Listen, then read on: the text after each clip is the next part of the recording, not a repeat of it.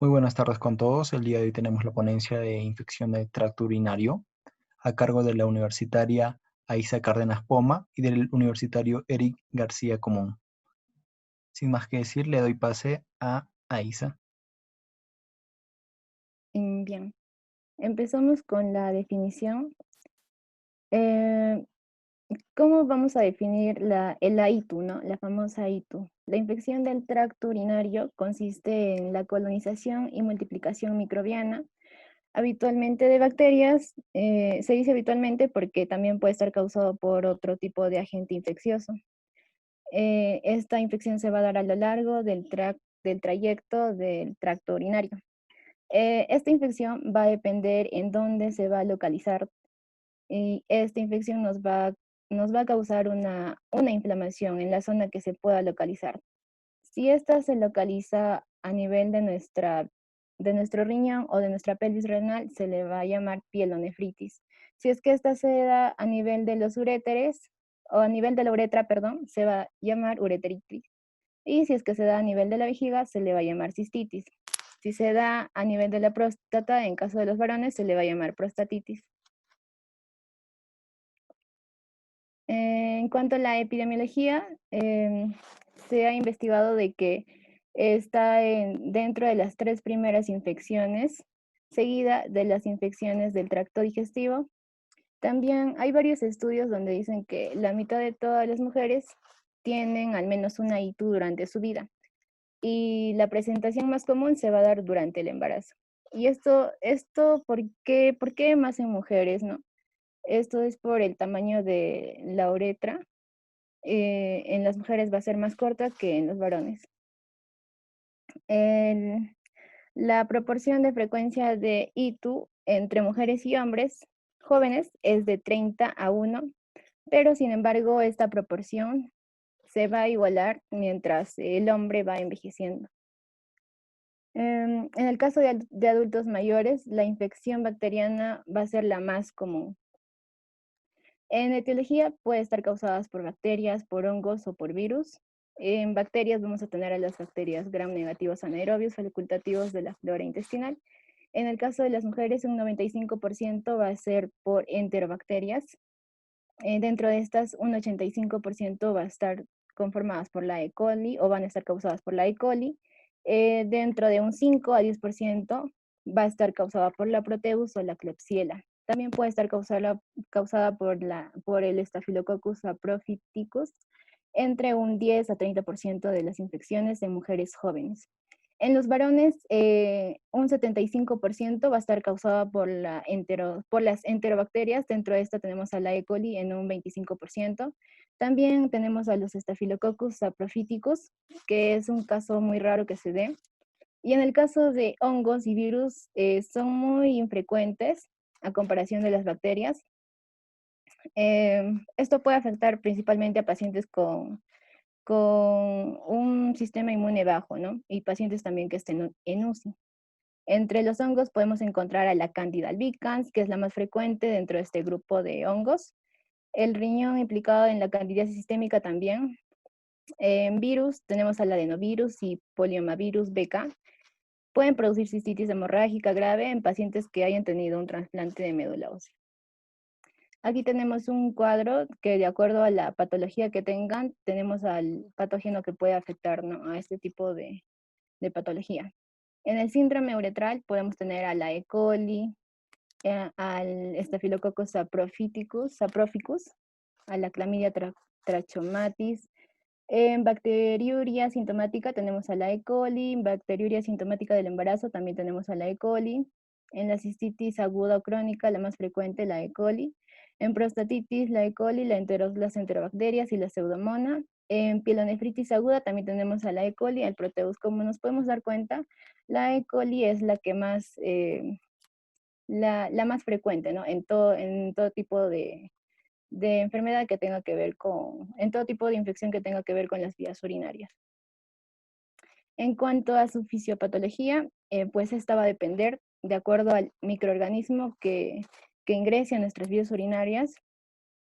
Y puede ser una bacteria, un virus o un hongos, pero como ya habíamos mencionado, la más frecuente va a ser las bacterias, y en específico, pues la E. coli. Y también va a depender del huésped, va a depender si es que es mujer, si es que es varón, si es que tiene un sistema inmune adecuado, si es que no, o quizás si es que haya tenido algún trasplante o no. Entonces, esto también hay que considerarlo, ya que influye mucho en la fisiopatología. Entonces, primero empieza con, bueno, la bacteria va a ingresar, se va a adherir a nuestras mucosas, va a ingresar primero por la uretra y volvemos a recalcar aquí el tamaño, que en las mujeres va a ser más corto, es por eso que es más frecuente que se dé en mujeres, y en los varones, pues la uretra va a ser más larga, ¿no? Entonces, primero se adhiere a la mucosa, luego sigue la colonización de esta bacteria de la zona periuretral con uropatógeno proveniente del intestino, en este caso la E. coli. Luego, pues se da la multiplicación microbiana, va a seguir ascendiendo esta bacteria, esta E. coli va a seguir ascendiendo por los uréteres y que va a causar una respuesta inflamatoria, ¿no? Esta respuesta inflamatoria pues va a ocasionar de que nuestros neutrófilos se activan a modo de defensa. El quinto paso sería que estas bacterias sigan ascendiendo y pues puedan llegar a nuestra pelvis renal. Van a ascender y van a formar biofilms, que son como una capa. Estas bacterias van a tener como toxinas bacterianas y proteasas que van a dañar el epitelio. Entonces, en el sexto paso tenemos la colonización de todo el riñón ya por completo, que nos puede conllevar a una bacteriemia. Y esta bacteriemia nos puede conllevar a una sepsis que podría ser mortal en los pacientes, ¿no? Es por eso que esto tiene mucha importancia, ya que podría empezar simplemente con una infección urinaria, pero podría llegar incluso, como vemos, hasta los riñones, ¿no? Bueno, le voy a dar el pase a mi compañero para que les explique el cuadro clínico. Bueno, entonces, vamos a comenzar con el cuadro clínico de esta patología. Es muy importante saber cómo realmente llega a afectar al organismo de la persona. Para ello, como ya se vino comentando, hay que tener en cuenta que la infección del tracto urinario pueden ser divididas en tractos superiores o inferiores, o dentro de ellas vamos a tener patologías, ¿no? Es decir, dentro de las superiores podemos llegar a tener una pielonefritis aguda, una nefritis bacteriana aguda focal o difusa, un absceso intraparenquimal o intrarrenal, o un absceso perifrénico. Y las inferiores van a estar la cistitis aguda, la prostatitis, el síndrome uretral, el síndrome uretral externo. Pero ustedes miran, tantas definiciones, por decirlo, cómo es que realmente llegamos a diagnosticar o cuál es la clínica del paciente. Mira, para tener en cuenta, la bacteria sintomática es toda manifestación en el cual el paciente tiene, o sea, es un paciente normal que está sintomático, no tiene ningún signo ni síntoma, que va a hacer su examen de rutina y se le encuentra un sedimento urinario patológico o un cultivo patológico. Cuando nosotros encontramos, por así decirlo, mayor a 10 a las 5 unidades formadas de colonias en un paciente que no presenta fiebre, no presenta dolor, no presenta disuria, poliaquiuria, se dice que es un paciente asintomático. Por ende, a esta patología nosotros la denominamos bacteria asintomática. La bacteria asintomática es frecuente en mujeres embarazadas, donde es un criterio para tratar la bacteria asintomática, porque normalmente no se trata. Al igual que los pacientes con sonda vesical crónica, no se les suele tratar la bacteria asintomática porque ellos son portadores de sonda de larga data. Entonces, la bacteria asintomática se va a llegarse a tratar en mujeres embarazadas y solo así el paciente va a ser sometido a un procedimiento quirúrgico. En procedimientos urológicos, aparte de la gestación, es la única o las dos únicas indicaciones en donde se puede llegar a tratar esta bacteria asintomática.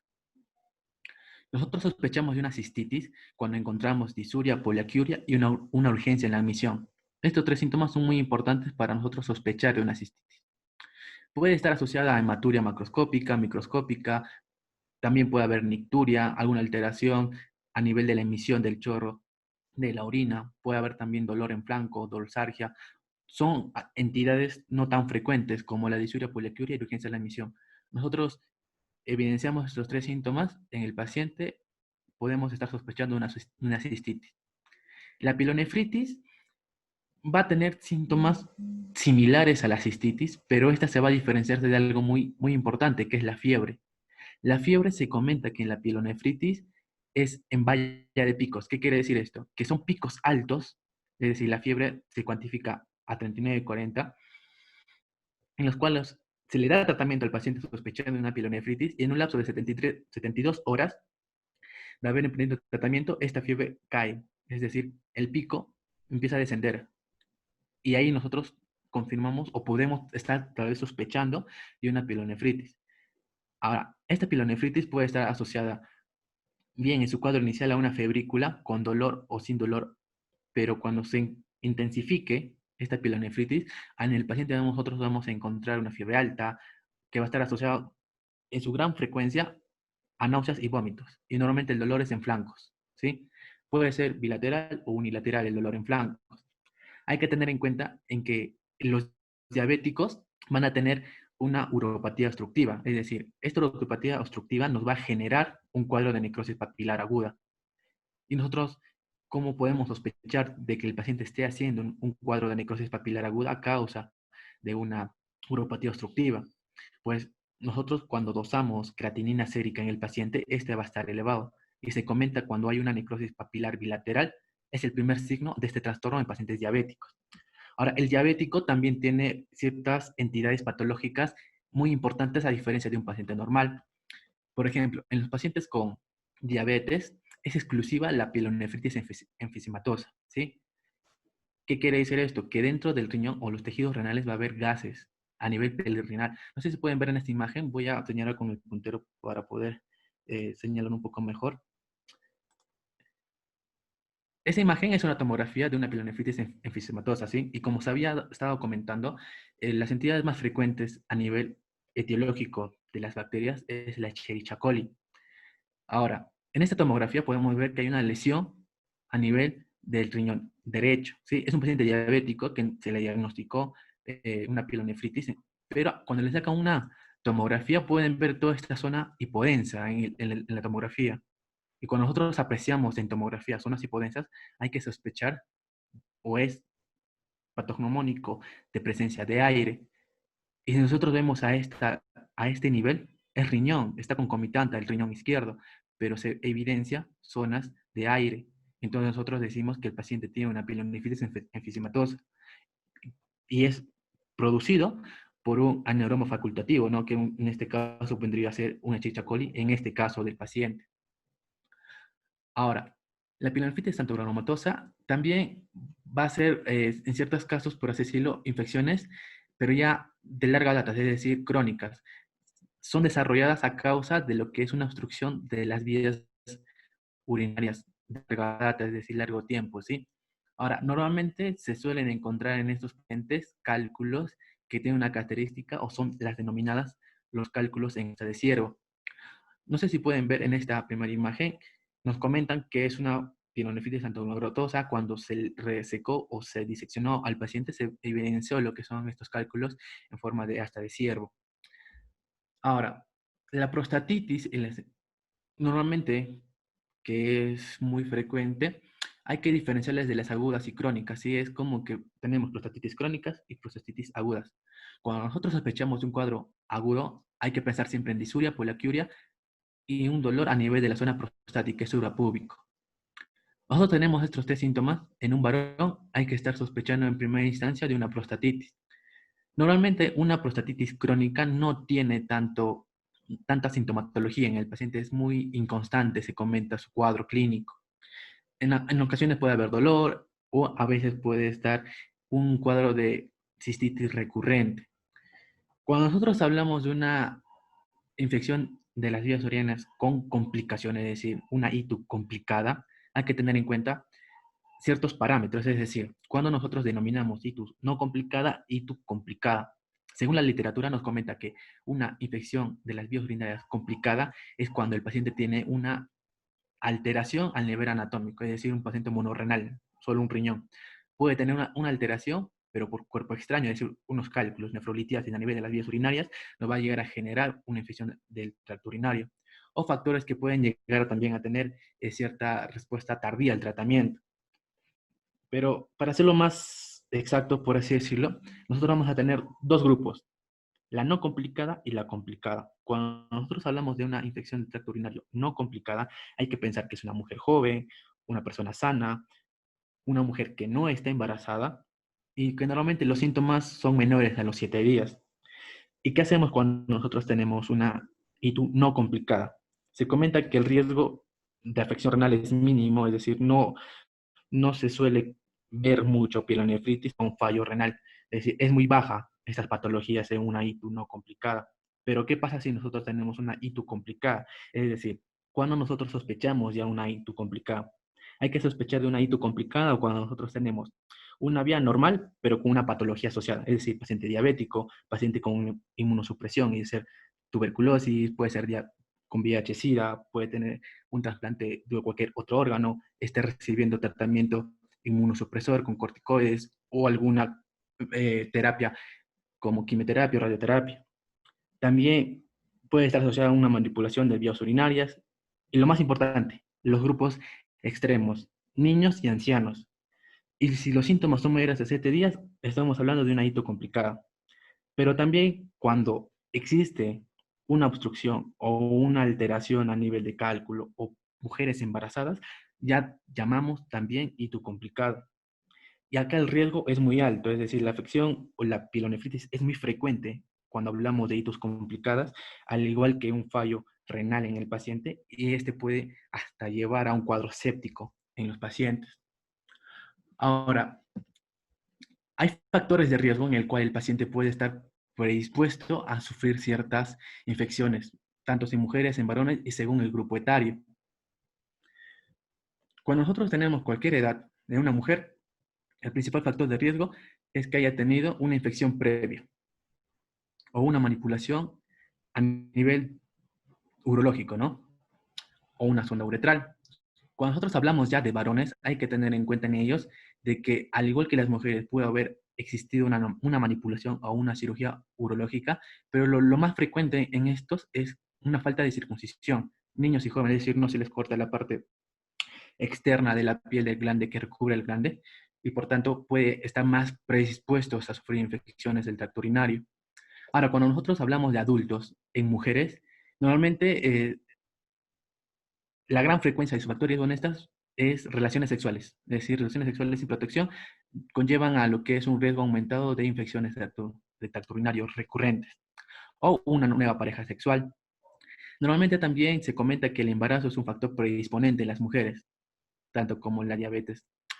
Ahora, en los varones adultos, su factor de riesgo más importante es que pueden llegar a tener una relación sexual, pero por la vía anal, ¿no? Y en los ancianos mujeres, su mayor factor de riesgo es un deterioro funcional o mental, pero lo más importante es que se comenta la deficiencia de estrógenos. La deficiencia de estrógenos en las ancianas siempre va a estar asociado a infecciones urinarias recurrentes. Y en los varones, una hipertrofia prostática, es decir, una hiperplasia benigna de próstata, está asociada a infecciones recurrentes en estos pacientes. Ahora, mira, Seri, ¿cómo nosotros diagnosticamos a estos pacientes? Mira, para tener en cuenta que el diagnóstico nosotros lo basamos en un urocultivo. Es decir, paciente con sospecha diagnóstica de infección del tracto urinario, le realizamos o le solicitamos urocultivo y si es que este nos sale mayor a 10 a las 5 unidades formadas de colonias, iniciamos tratamiento. Solo iniciamos tratamiento en estos casos cuando el paciente no es portador crónico de una sonda Foley. Nosotros iniciamos tratamiento o cuando el paciente tenga una sonda Foley de larga data, cuando evidenciamos mayor a 10 a la 3 unidades formadas de colonias. Es una diferencia muy importante porque en estos pacientes con sonda Foley no se les puede tomar igual los mismos parámetros que a un paciente normal o sano previamente. Entonces, acá les muestro un cuadro en el cual nos evidencia cómo es que se pueden llegar a tomar ciertas medidas o parámetros y cuál es la probabilidad de infección en los pacientes. Bueno, nos comenta que una punción suprabúbica, la recuento de colonias normalmente es en bacilos gram negativos en cualquier número y la probabilidad de infección es de un 99%. Si nosotros tenemos una cateterización transuteral, como les comentaba Sonda Foley, si nosotros tenemos mayor a 10 a las 5, sospechamos de una infección en un 95%, pero mayor a 10 a las 3 es negativo. siempre tiene que ser mayor a 10 a la 3 unidades formadoras de colonia para poder iniciar tratamiento. Si es menor a esta, no iniciamos tratamiento nunca y buscamos otras causas etiológicas en el paciente. En el paciente masculino, mientras más muestras se tomen en ambos, es decir, mujer y varón, mientras más muestras se tomen, más probabilidad de acertar al diagnóstico vamos a tener. Si bien es cierto, si en el cuadro se evidencia que en la primera muestra el paciente nos obtenga o nos arroja un resultado de mayor a 10 a las 5 unidades formadoras de colonias, en su primera muestra solamente la infección es probable en un 80%, pero si supera las 3 muestras, ya estamos como que acertando en un 95%. Y cuando es menor a 10 a la 4, la infección es muy poco probable y hay que buscar o hay que sospechar de otras etiologías en estos pacientes. Ahora, aquí les muestro como que ya un esquema más preciso, por así decirlo, en el cual cuando sospechamos qué hacemos en determinados pacientes. Primero, hay que tener en cuenta que el paciente vamos a hablar de un cuadro clínico, hay que evaluarlo según sus características y según estas vamos a pedir ciertos exámenes. Si nosotros tenemos un paciente con síntomas agudos, es decir, disuria, poliaquiuria y urgencias en emisión, vamos a tener 4 entidades, es decir, 4 posibilidades en que la mujer sea sana y que no esté embarazada. En estos casos, nosotros vamos a considerar que el paciente tiene una cistitis no complicada porque no es embarazada y es una mujer relativamente joven, por así decirlo, y no se va a necesitar un cultivo de orina y se suele recomendar o nos comentan que se considera el tratamiento, ¿no?, en nuestros pacientes. Si nosotros tenemos mujeres con antecedente incierto, es decir, no se sabe si realmente tuvieron infección del tracto urinario o tienen riesgo de ITS, es decir, enfermedad de transmisión sexual, hay que considerar una cistitis también no complicada o una ITS, pero en estos pacientes sí o sí hay que pedir una tira colimétrica, es decir, vamos a pedir nitritos en orina, un examen de orina. En el examen de orina vamos a evidenciar si realmente hay bacterias o no que posiblemente estén convirtiendo las proteínas en nitritos, ¿no? Y si nosotros evidenciamos nitritos positivos, hay que sospechar de que el paciente esté infectada o esté haciendo lesión a nivel de las vías urinarias. También hay que pedir un análisis de orina, es decir, en el análisis de orina nos va a arrojar si hay leucocitos, si hay algún tipo de célula epitelial, si hay glóbulos rojos microscópicos o macroscópicos, que también nos pueden inducir a sospechar un cuadro de infección del tracto urinario. Y el cultivo acá es muy importante, porque en estas mujeres no sabemos si tuvieron una infección del tracto urinario previo. Y siempre hay que derivarlas o hay que explorar a nivel ginecológico. No nos vayan a hacer un cuadro similar de una EPI, es decir, una enfermedad pélvica inflamatoria. Ahora, si nosotros sospechamos dolor perineal, pélvico, prostático en un varón, en este hay que sospechar, hay que considerar una prostatitis aguda. En ellos sí o sí hay que pedir análisis y cultivo de orina y también hay que valorar la urológica, ¿no? O sea, una valoración urológica que es muy frecuente hoy también resalta mucho.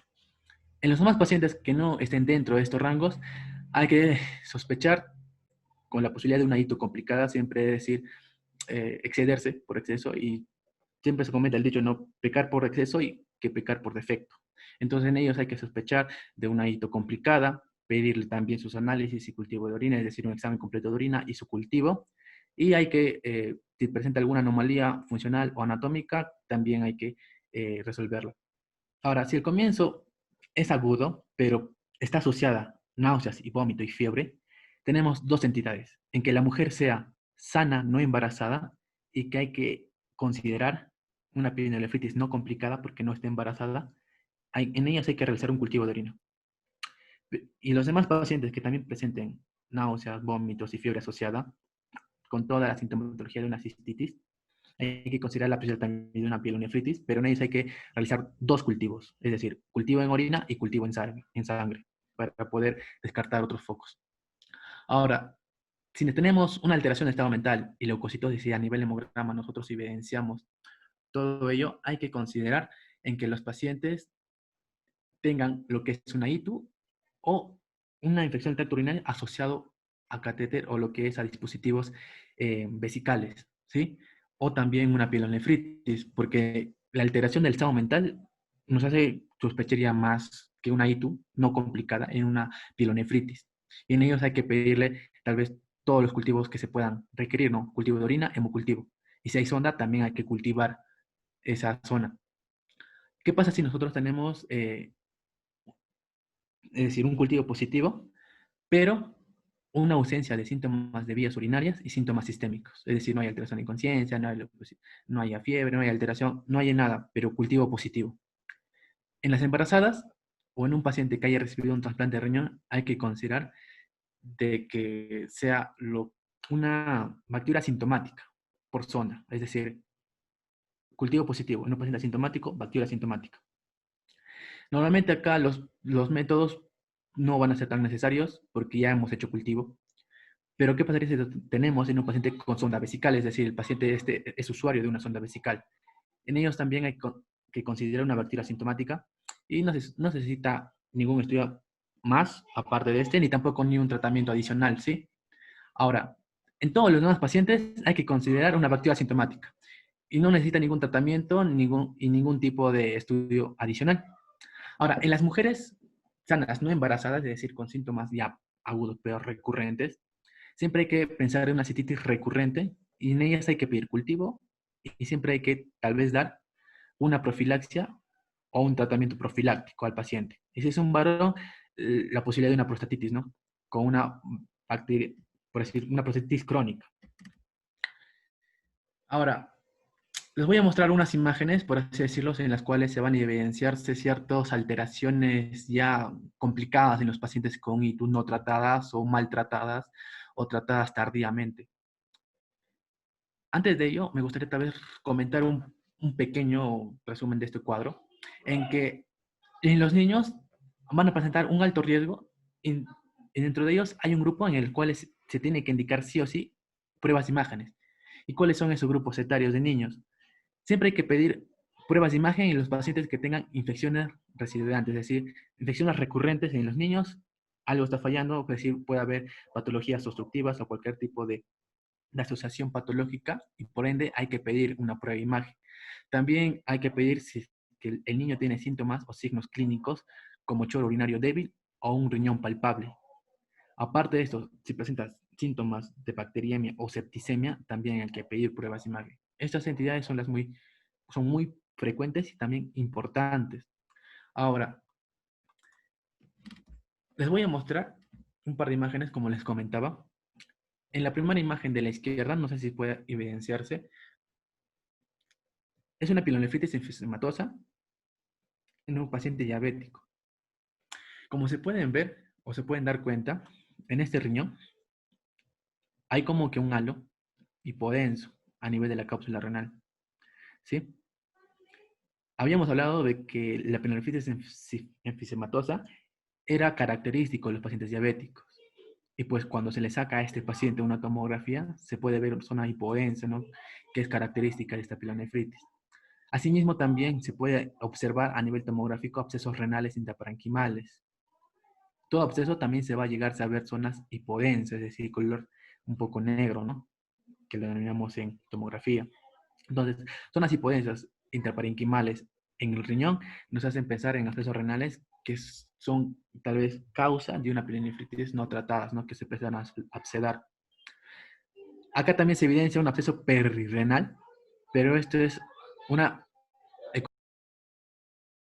Entonces, en la ecografía vamos a poder observar lo que es el absceso renal, ¿no? Que un contenido anecogénico, es decir, muy similar a la tomografía hipodenso, acá lo denominamos anecogénico, que se puede evidenciar en esta zona que está aquí, que es un riñón, que nos evidencia lo que es un absceso perirrenal, ¿no? Perirrenal.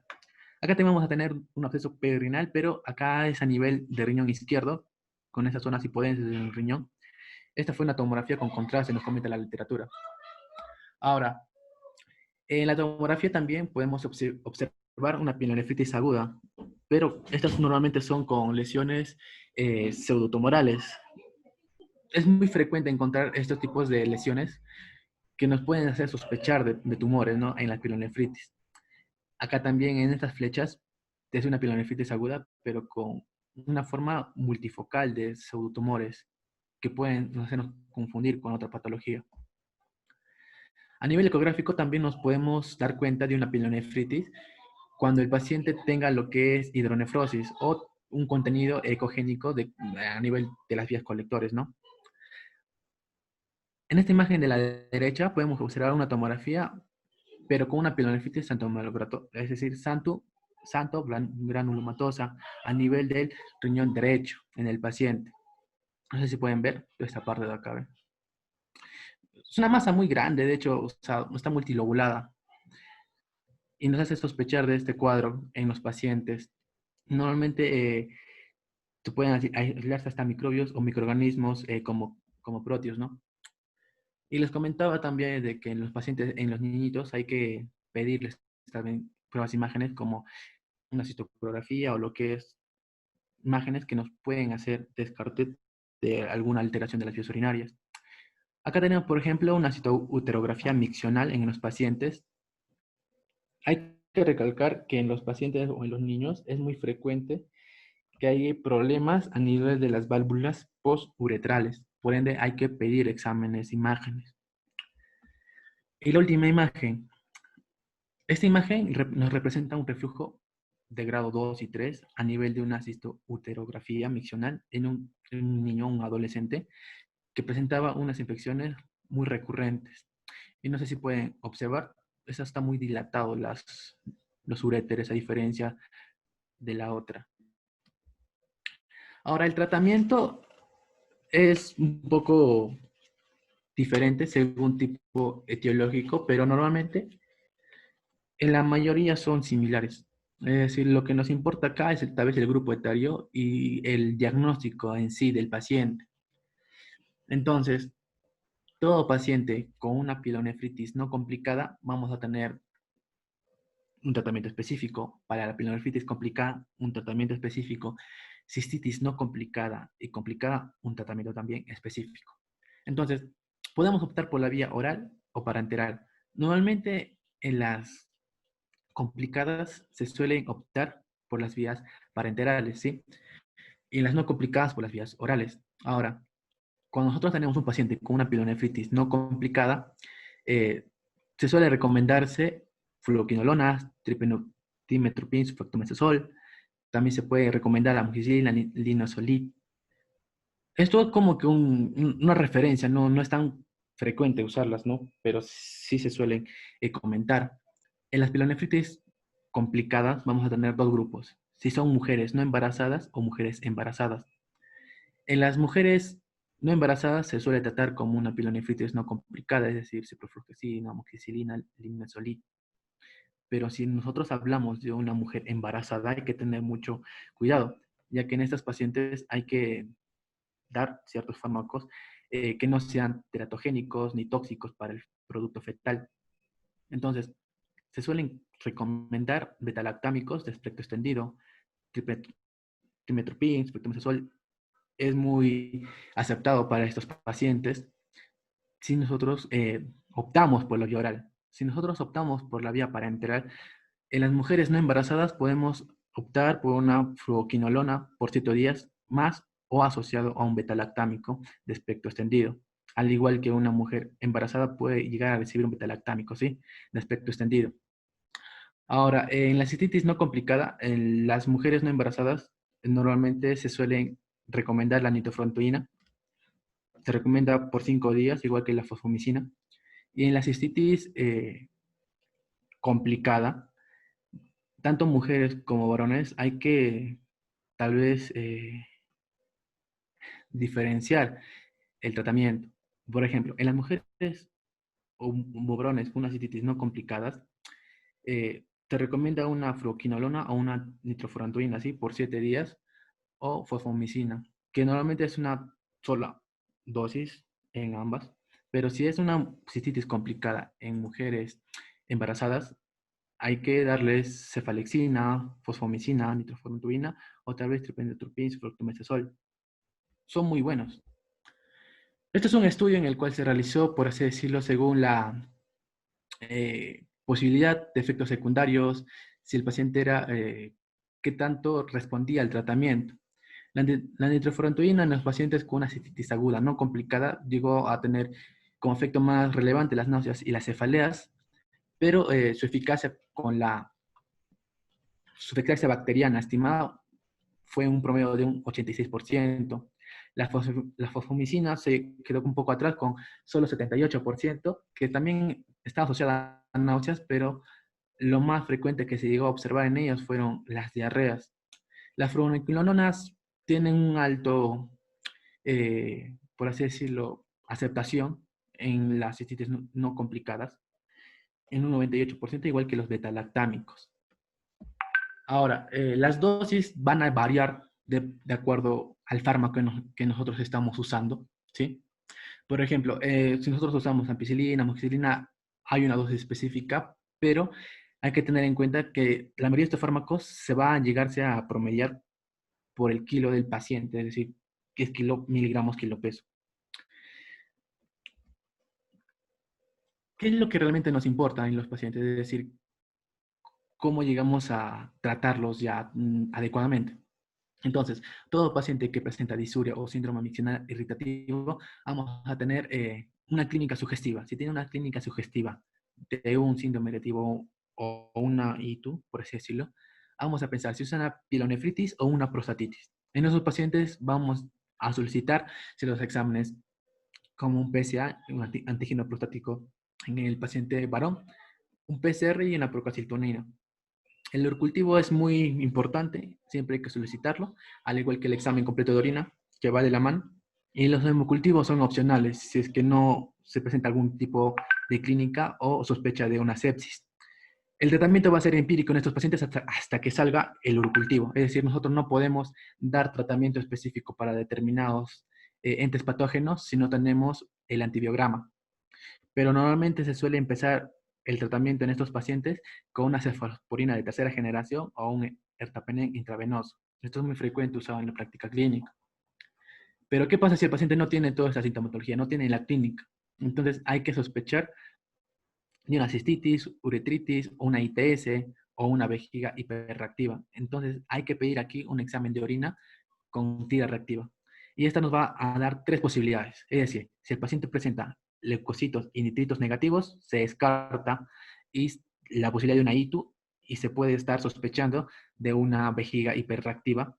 Si los leucocitos y nitritos son positivos, hay que sospechar en estos pacientes una cistitis por una enterobacteria, ¿no? Entonces acá también hay que dar tratamiento empírico, pero con fosfomicina o nitrofurantoína por vía oral, a diferencia de las otras que eran más sugestivas de pielonefritis.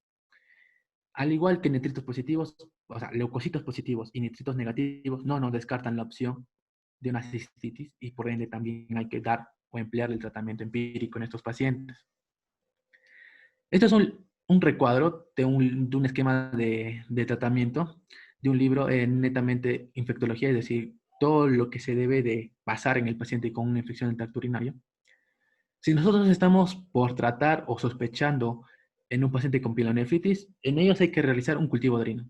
Si a la semana o a las 2 semanas del tratamiento el paciente no presenta sintomatología, es decir, no presenta ninguna disuria, poliaquiuria, no presenta dolor, náusea, fiebre, estamos yendo a la curación clínica del paciente, es decir, que el paciente va bien, el paciente está con una respuesta clínica adecuada al fármaco que se le ha iniciado. Pero si eso empeora, es decir, aumenta la fiebre, no persiste las náuseas, los vómitos, hay que realizar un cultivo de orina. Tal vez los fármacos que estamos usando no son los adecuados, entonces cultivamos otra vez la orina y si es que hay una nueva recidiva, es decir, una nueva recurrencia, a las 2 semanas de tratamiento en estos pacientes hay que pensar en otra recidiva, es decir, que no se está cubriendo bien a estos patógenos. Entonces hay que ampliar los antibióticos, es decir, hay que escalar a una familia de antibióticos más amplios, ¿no? Es decir, si nosotros estamos usando cefalosporina de tercera generación, tal vez ya pasarnos a unos carbapenems, o tal vez pasarnos a unas frioquinolonas, o tal vez pasarnos a una cefalosporina de cuarta generación.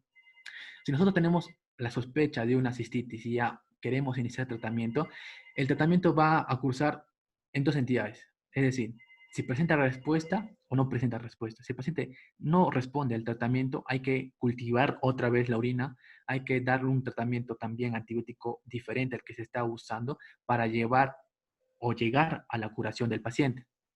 Pero si el paciente presenta igual una respuesta clínica recurrente, otra vez tenemos que cultivar, tenemos que sospechar que hay una reinfección Y en estos pacientes hay que tratar de dar lo que es los antibióticos con una corta duración, ya que nos pueden llegar a generar farmacoresistencia, ¿no? Y los denominados o gran llamados MDR, los multidrogos resistentes, ya que en los pacientes multidrogos resistentes está indicado normalmente tratamiento por 10 a 14 días, a diferencia que de la cistitis, que el tratamiento es corto, normalmente de 3 a 5 días, y un cuadro complicado, 5 a 7 días, es el tratamiento estándar en los pacientes. Entonces no hay que llegar a estos cuadros de MDR en los pacientes. Cuando nosotros pensamos en una bacteria sintomática, el tratamiento no está indicado solamente si el paciente va a presentar o tener un procedimiento urológico o si es una gestante.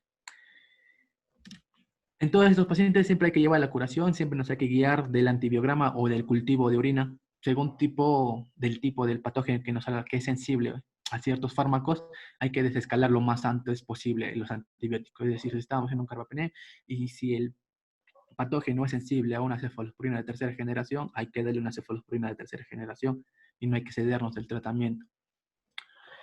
Y para terminar, me gustaría presentarles tal vez un artículo sobre la nitrofurantoína. Este fue un estudio ya, por decirlo, un poco más grande acerca de los efectos tal vez profilácticos de la nitrofurantoína, ¿no? Fue un metaanálisis y control de casos. El artículo nos comenta que la nitrofurantoína es efectiva contra la prevención de la ITU, pero esta está asociada normalmente a sus efectos secundarios siempre y cuando sean usadas a dosis altas, es decir, ya no se usen a sus dosis terapéuticas, bueno, sus dosis profilácticas, por así decirlo. Y se han asociado que sus dosis tóxicas a dosis elevadas y crónicas de larga data. Bueno, eso sería todo. Gracias por su atención. Sin más que nada decir, me despido.